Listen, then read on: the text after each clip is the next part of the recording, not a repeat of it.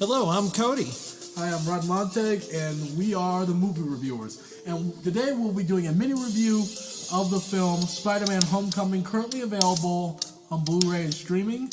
And we decided to start with this one because, as we know, franchise movies have become explosively huge today. And we wanted to kind of pick out a couple of these franchise movies that we felt deserved some special recognition, and actually were not actually produced by Disney. So we're going to do Spider-Man Homecoming today, and Cody's going to talk a little bit about what the plot of the story is. The plot is, it is the new story of Spider-Man, how he got his powers, and his first real struggle with these powers, trying to balance his home life, his school life, trying to start a relationship, and also how to deal with a villain on top of all these things that a high schooler is already trying to balance. Now, important thing to note, it's not an origin story. So let's also be clear about that, guys. It's not an origin story. He already has his powers, thankfully, so we can cut out a lot of that Yes. filler. Okay, the film Spider-Man Homecoming really does focus on him as a teenager, which to me has always been the death. Now, okay, confession time. I have never liked Spider-Man. I've always found him to be a whiny, annoying character. He was always the opposite of any superhero I would ever want to be. I know he's supposed to be relatable to high school and teenage experience. I did never find him relatable at all. I found him to be an annoying person. That being said, this is a really great movie. I know everything I just said, but finally I think they nailed Spider-Man. This is the iteration of Spider-Man that is done in the early comic books by Jack Kirby, Steve Ditko. This is much more of the true teenage, a good dorky teenage, not a movie fictionalized adult version of a teenager. You know, that's the one problem I have with many of the early iterations of the Spider-Man, is that it always seemed like it was an adult's understanding of a teenager. When you had Tobey Maguire playing a teenager and he's in his 30s, it always seemed ridiculous to me. So I never really connected with the character cinematically. This was a very witty, fun, likable character, and that's because of the actor who plays him by the name of Tom Holland. I mean, what did you find to be the strength of this film? Honestly, it was Tom Holland. Yeah. It's been a long time since I've seen a Spider-Man I've actually enjoyed. I read the comics when I was a kid. Right, because you're more of a comic book guy than I am. I mean, you're much more a comic book guy. And finally, they get it right. It's not this whiny high schooler anymore. Right, it's not annoying. I mean, there's always this interpretation of the lost high schooler who's just clueless, who wanders through his life looking for identity and purpose. And that just seems to be, to me, an adult's interpretation of the teenager. That's a teenager through an adult's eyes, and I don't think that's the case with this guy. I think this is a guy who, he's comfortable in his own skin. He has friends. Yes. He likes himself. He likes his family. Okay? Does he want more? Sure. As a young man, he wants more. He has a person he looks up to in Tony Stark, played very well again by Robert Downey Jr.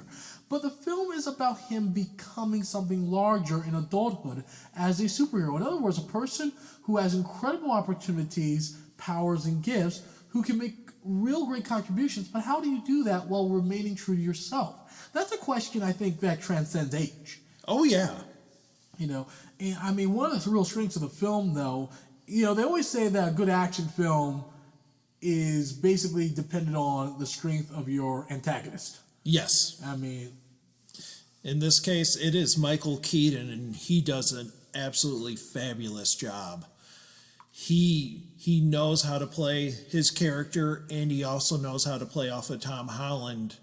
And every scene they have together is absolutely wonderful to watch. What makes him so good? I mean, what makes this character... Why do you connect... Why do you click with this villain? Because there's been lots of villains in Spider-Man. There has been, but this is the first villain in a long time in the Marvel Universe where they actually explain he is a regular man. He's not looking for anything. He's just trying to better his life. And every time he thinks he's accomplishing something... Someone else puts him down. This is the thing about the film that we have to talk about. The film, one of the keys to this film, and why this film is so successful, is this film is very much a commentary on being working class. Yes. And it's a film that talks about class politics in profound ways. The Tom Holland character is a working class orphaned youth growing up under the tutelage and patronage of his aunt. And what he sees is an antagonist who is not unlike himself. Where he zig, this guy's zagging. Because he is. He's a working class guy in the Michael Keaton character who has been basically screwed over by governmental figures who could destroy his business. And he's going to not allow powerful oligarchs and other people who would claim to be heroes, and that happens all the time. Politicians and leaders and civic leaders always clap themselves in the back for being great people. And they leave in their path a wake of destruction. And this is part of what the Michael Keaton character experiences, particularly from the superheroes that we are supposed to admire and extol. And he doesn't do anything of the sort. They have led him to ruin as a working class man who's just trying to put bread in the mouth of his family. And that's a very powerful idea, and I think one we can be very sympathetic to, because he's just basically the guy, who's not going to take it. He's not going to take it from the government. He's not going to take it from rich people like Tony Stark. He's not going to take any crap.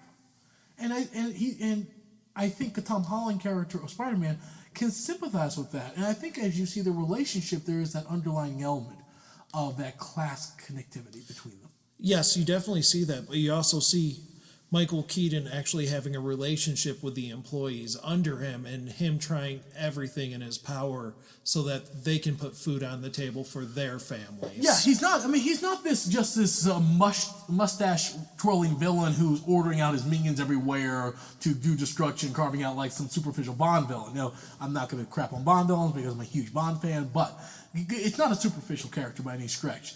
It really is there's a working class action movie element to this thing. And he really is a character that establishes relationships, not only with his employees, but also with the family. We get to see his family. Yes. The family he's sacrificing for. That would be a huge miss if we didn't get to see that.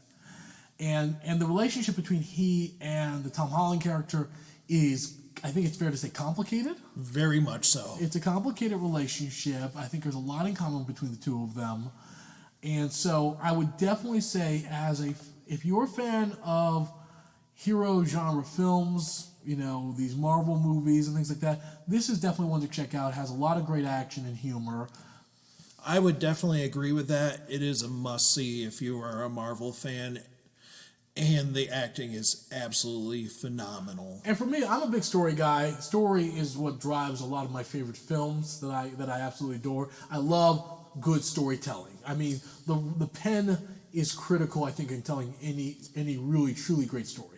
And the story that is written here is really quite excellent. I think they just did a terrific job in the writing of this script. The acting, I agree with you. The acting is tremendous, but I don't think it means a thing if you didn't have a strong story. And they really put together, in my view, a very strong story. I mean, and the Homecoming even makes sense, which to me was a dumb title when I first heard it. Yeah, I actually mocked it. I mean, I thought it was a very poor title. I won't say it's still the best title I've ever loved. I'm not going to go that far.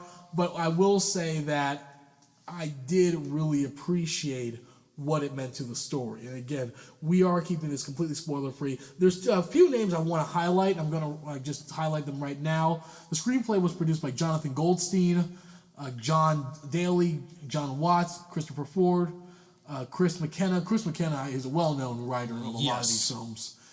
Eric Summers. These people, the story is actually by Goldstein and Daly originally.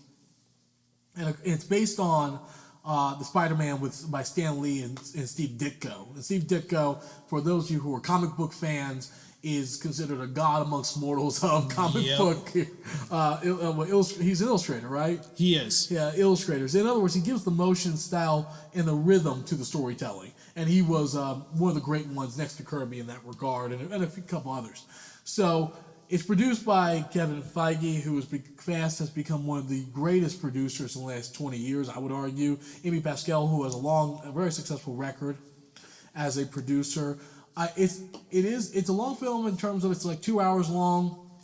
It is, however, I think a quite enjoyable movie. It's about 2 hours and 13 minutes actually. Yep. And it's really just a good time of the movies. It has great humor, good action, but I think you're going to connect with the characters. If you like warm characters that you can connect with, enjoy, and revel being around, you'd want to spend time with these characters, and that's a key. The high school kids are not annoying. Film at 11, can't believe it. We have high school kids who are not just hateful, shrewish people as they are always being depicted. These are actually very delightful high schoolers that I actually enjoyed being around in those 2 hours. I enjoyed them. And they could actually carry out a conversation without an "oh, woe is me." Or woe is me, or profanity, or anything else, or a modern reference that is superficial and stupid. Again, most teenagers are written by 40-year-old, frustrated 40-year-old people who don't remember anything about being a teenager, in my view. I just think they're written badly. And this was written incredibly well. Some of the shout-outs is definitely to Tom Holland as the actor, Zendaya, who is a wonderful young actress.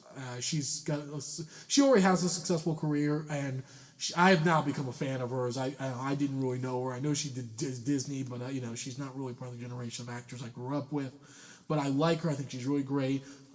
Robert Downey Jr., Marissa Tomei, and Tyne Daly are all excellent in this movie.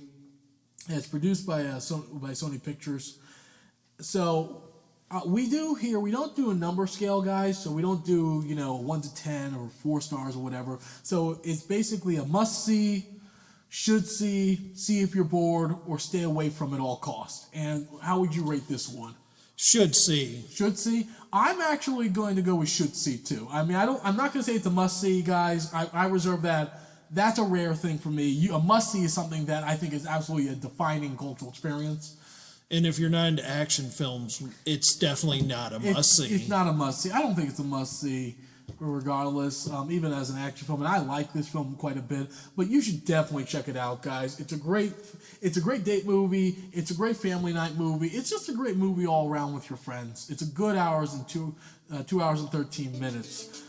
I am Rod Montague. I'm Cody Matushik. And we are The Reviewers.